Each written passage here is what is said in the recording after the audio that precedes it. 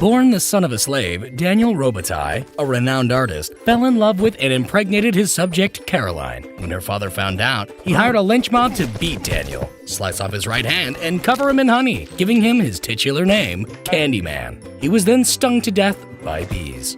Now, whenever his name is spoken 5 times into a mirror, his ghostly apparition violently appears. This is the evolution of Candyman's looks and lore.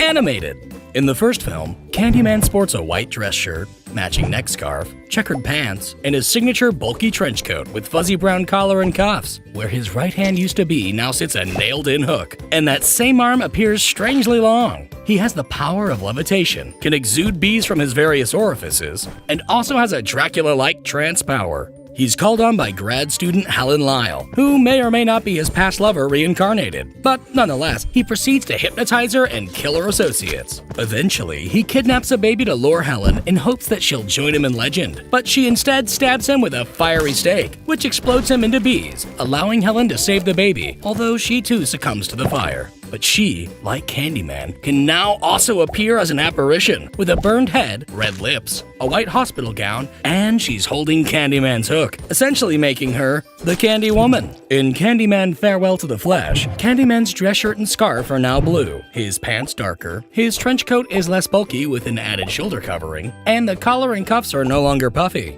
This time, he's summoned by his great-great-granddaughter, Annie, who he foolishly shows in flashbacks that his soul was apparently imprinted on a mirror prior to his death, and to destroy it would kill him, so she smashes the mirror, which shatters him like glass. In Candyman 3, Day of the Dead, Candyman's coat reincorporates the puffy cuffs and collar, is double-breasted, and lacks the shoulder coverings, while his dress shirt is lighter, his neck piece is darker, and his hook is more angular. In this film, his great-great-great-granddaughter, Caroline, stupidly summons him. But when she destroys his self-portrait, he sets ablaze and explodes. Because apparently, evil needs good to exist, and his paintings were his good.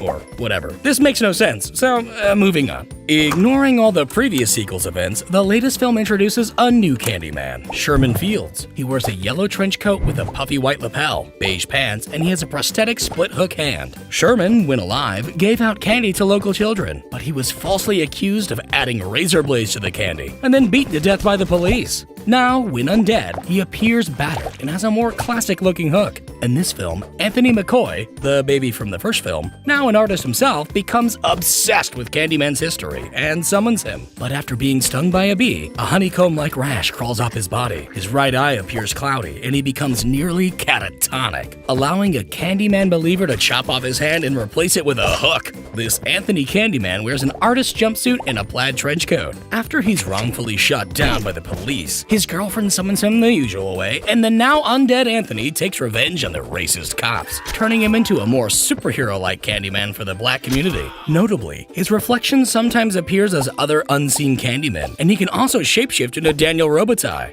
But either way you slice it, all of these Candymen are much different than the original novella that describes him as a disheveled man with yellowish skin, which would probably work much better for a Simpson parody. Thank you for watching this horror animation, and thank you to our lovely patrons for all of their continued support. Make sure to check out our other spooky evolutions for the Halloween season, and let us know what other horror icons you'd like to see animated. Then, click subscribe and hit that little bell to turn on all notifications so you never miss a video.